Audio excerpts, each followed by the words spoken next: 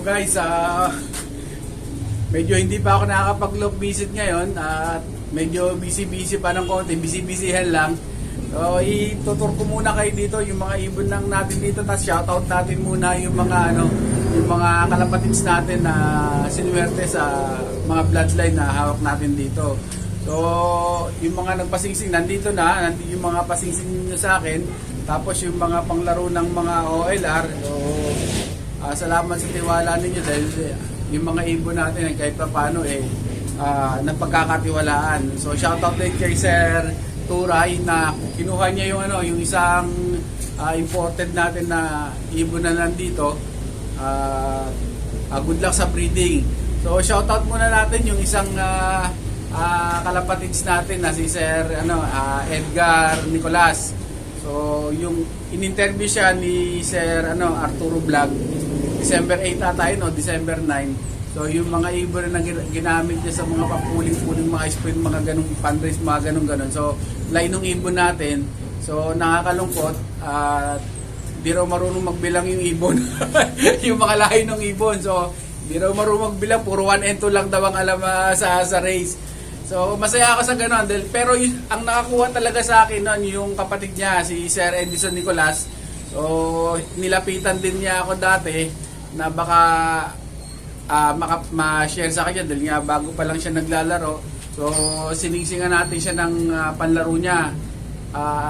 Naglaro siya sa NFC, NSPC tsaka MMFC. So si Sir Edison Nicolas, kapatid ni Sir Edgar, so nagpanalo talaga siya din dito sa MMFC, NHPC tsaka sa NFC. So yung mga ibon natin na gamit niya, so hindi naman ako napahiya. Siguro na-share niya rin doon sa kapatid niya. So ginamit din nila yung ibon. So apo na nga lang yung kay kay Sir Edgar Apo na lang talaga din yun dahil yung isa na pinahiram ko sa kanya yung balbo ng paa. So napahiram ko rin ata sa isang tropa, namatay na yung yung ibon. So wala magagawa. Kasi kinuha ko lang din yun sa isang tropa sa Bulacan dahil pinahiram ko nga. Bali, yung mga sana ma-lock visit natin yung mga nakakuha. Marami kasing nakakuha sa atin ng ibon na nagpa-champion talaga. Kahit sa Bulacan, so yung pinanggalingan ng ibon na nandoon, misa puntahan natin dahil ang daan libo kasi pinanalo din nila. So yung ibang kalapatids din na nandoon, interviewin natin tungkol doon sa mga ibon na nakuha nila sa akin. So, masaya ako sa ganun na nagpapanalo yung mga ibon. So yung ibon na yon, siningsing ko kay Sir Edison Nicolas. So yun na nga yung nagpanalo sa kanya, yung bloodline na yon. So yung mga puling-puling niya hanggang derby pa. Yun yung so masaya ako doon at na-share niya rin doon sa kapatid niya. Yung kapatid din niya si Sir Edgar Nicolas, nagpanalo din.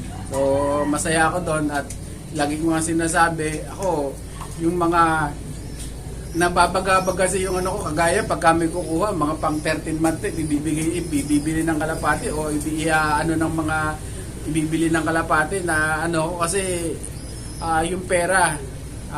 Kaya nga ang lagi kong sinasabi, sana yung mga ibon, mahiyang din, kung mahiyang sa iba, mahiyang din sa ibang nakakuha, na kahit maibalik man lang yung mga ginastos nila sa kahit pa puling-puling, mga ganyan-ganyan, ay maibalik man lang yung pinangbili ng ibon. So, lagi ko naman sinasabi, walang sigurado sa pag-iibon.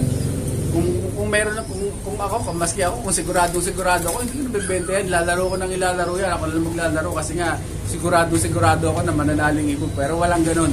So, walang ganun na sigurado sa pag-iibon. So, kailangan pa rin yan na sipag at tiyaga at saka, yung observation ng mga ibon o natin sa mga ibon. So guys, maraming salamat sa mga tropa natin na sumusuporta dito.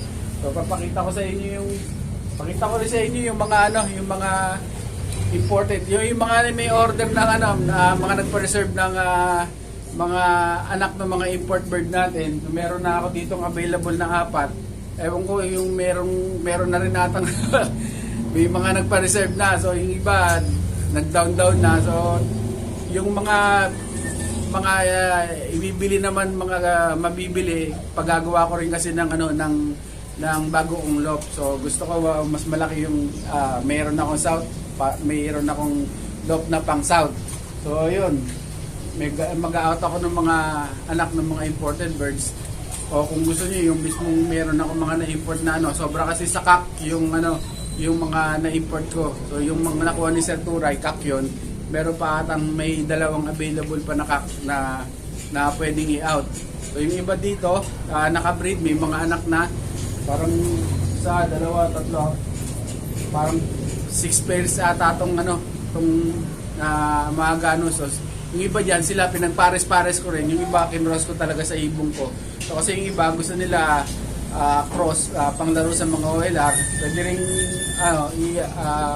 line breed dun sa mga Ganus bird, panglaro sa OLR. So ang ginagawa ko singsing ngayon ay puro 2024 lang. Kasi sa OLR, wala silang kailangan lang update dun sa taon yung yung ring ng ibon. So ako, hindi ako naglalagay ng magagandang singsing pagka mga ganyan. OLR na pwede naman yung commercial. Yung commercial ring ang ilalagay ko kasi nga pagka nahuli sila o nag-fly away, pwedeng pakawalan kasi nga hindi naman nila alam dahil commercial lang yung singsing, wala silang idea sa kung ano yung ibon. So pwede nilang pakawalan o pwede nilang turuan o pwede pang makabalik dun sa sa OLR mismo. So kaya ako pagka ginagawa ko dito, puro mga commercial ring na basta update sa 2024 lang. So kahit na ako nagtuturo ako ng mga ibon ko ng mga pang-stock, may mga singsing dyan, yung mga paso talaga na pangit na mga singsing, yun ang nilalagay ko para hindi pag-interesan. Kasi pagka meron kayong mga stock bird na gusto nyong ilipad o gusto nyong turuan para malakas sila, iba nilalagyan ng magandang singsing, personal band, mga ganun-ganon.